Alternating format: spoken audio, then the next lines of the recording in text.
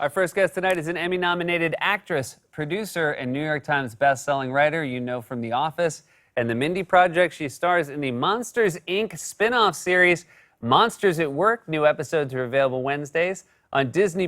Let's take a look. You work here? When did you graduate? College, yeah, that was an interesting detour. Too much of a commitment. Not really the whole regimented, stuffed shirt, college scene type of gal. Blah. Well, what have you been up to? Graduating from college. Good for you. Yeah, it's great. Except for the loan debt, am I right? Ka-ching. For you, it'd probably be like ka-ching, ka-ching, ka-ching, ka-ching, because you graduated. For me, it was like ka-ching. Please welcome back to the show our friend Mindy Kaling. Hi, everyone. It's great to see you. Welcome back. It's so good to be here. This is so nice. It is so nice to have you here. Great to be here. This is very exciting. This television show takes place right after the movie ends. Yes. Even though the movie was 20 years ago. Yes. That's a pretty fun way to pick things up. Yeah, I loved the movie. I was obsessed with it. And there's no female characters in the first one. Yeah, Wait, no, that's not true. That's a lie. You opened with a lie. I instantly thought of two characters. I was about to make this big political point about how exciting it was. And I can name 3 characters that are female. You already got up to 3. You said 0, and then you said 2, and now you're up to 3. So I guess it's not that exciting that I'm in the show. It is exciting. I think it is still exciting, but less exciting. I mean, certainly, I think if we had remembered that thing about... Why would a person come on a show with a fact that's not correct? You know what it was? I wanted to come in and make a statement. Yeah. I wanted to be like, I'm breaking barriers with this show. I will tell you, sitting here, I was thrilled. Right? I was like, now this is good TV. I was like, I am the first woman of color that's ever been in an animated movie or TV show. And it's a lie. It's a lie. It's still special, though, because my character is shaped like a neck pillow. Yeah, that's a first. Yeah. You're the first, you might be the first human to voice a neck pillow. As a woman of color, Oh, it's this so is good. important This is good. Lean into this. to take Oh, roles this is good. where you're multiple colors. You produce the Amber Ruffin show. You know what it is. I know exactly what it is. Hey, congratulations, by the way. Thank you. I'm the first white male producer. We're just breaking barriers on this show. And I think the show is so funny. She's amazing, right? Yeah, it's so great. I love the show. I love the bits. She's just so natural. All I do is let her use this studio. That's about it. It's all her and her incredible staff. Well, it's really nice. I want to ask, because I'm always fascinated by this, because you have a 3.5-year-old. Yes. And you have a 10-month-old. Yes. And the 3.5-year-old, they might watch a show like this. And do they enjoy when they hear their mom's voice? Yeah, she loves it. Oh, that's great. Well, because I think a lot of people, when they do these things, their kids are like, no, don't tell me. But she's already like, driven crazy with power. She's like, that's my mom. Like, Yeah. It's And does she say stuff like, did you get points on the merch? No, I wish she was that helpful. I wish she was that helpful in it. No, but she's so excited. I have to say, so this is the first trip I've taken in 2 years. Yeah. Yeah, and I came to New York City, and I'm like, I'm such a basic, as it turns out. How so? I just, like, the instant I came here, I was like, I gotta get a New York slice. And I took a selfie of me with a New York slice.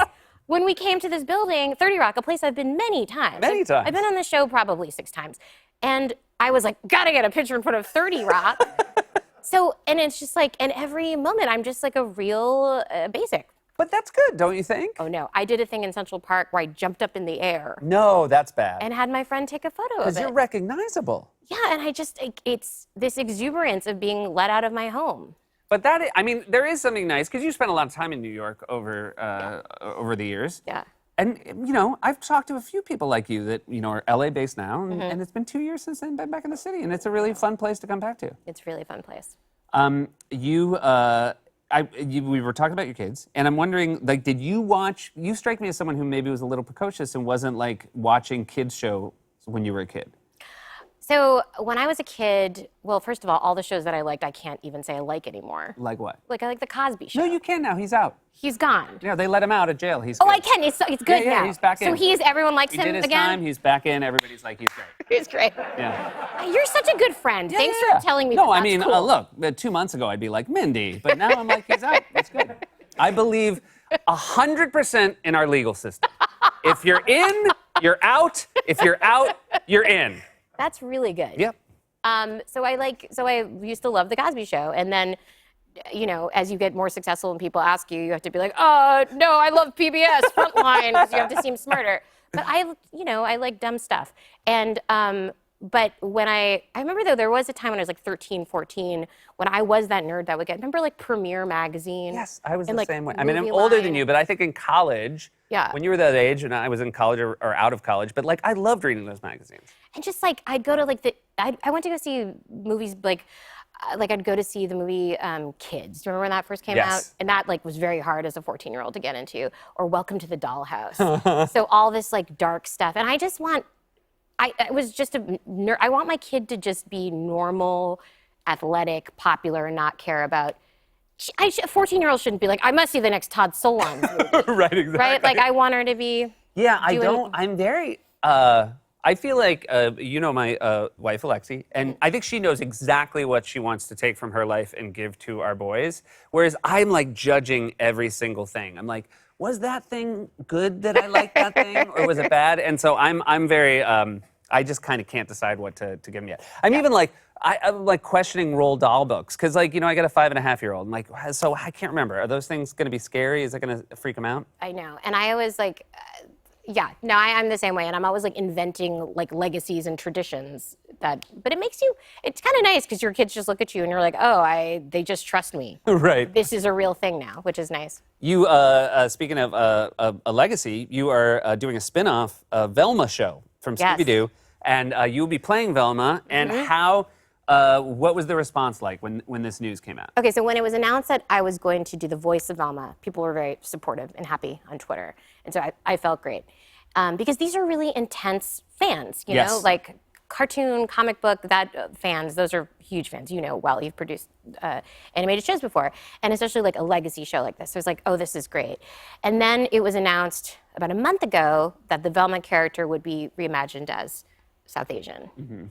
And people were not happy. They weren't happy with the change. They were not happy.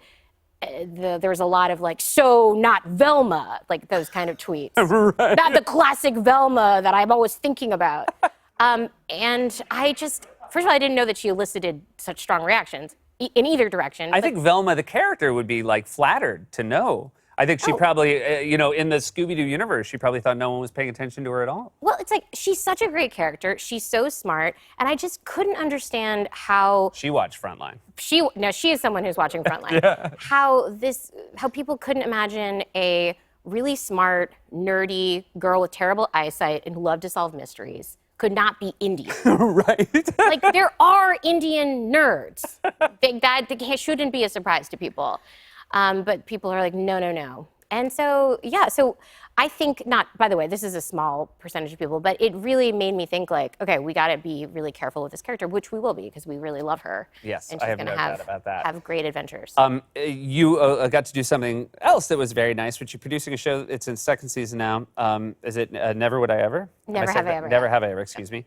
And I'm fascinated by this because you are making a modern high school show. And I think you remember what your high school like. I remember what my high school was like. But I'm also very cognizant of the fact that it's totally different now. Yes. So how much work did you have to do to make it feel like a genuine high school show for today? Okay, so I think of myself as a young person, young energy that young people would like.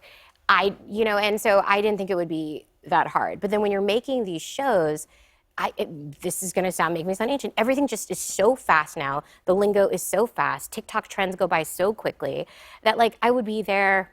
I'd be like, the song that we score this to should be REM or Counting Crows. That's cool, right?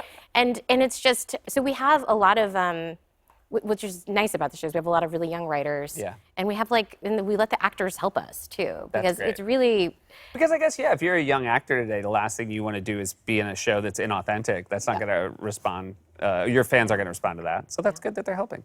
it is good. It is always just such a delight to have you here. I have to leave? Yeah, You're Time's throwing up. me out? that's it. You did great. And if that thing in the beginning you said was true, we would have kept you around. I'm such a basic that I want to take a selfie here. We could do that. I don't Just have my not phone. on camera. Not on camera. New episodes of Monsters at Work are available Wednesdays on Disney+, and Never Have I Ever is streaming on Netflix.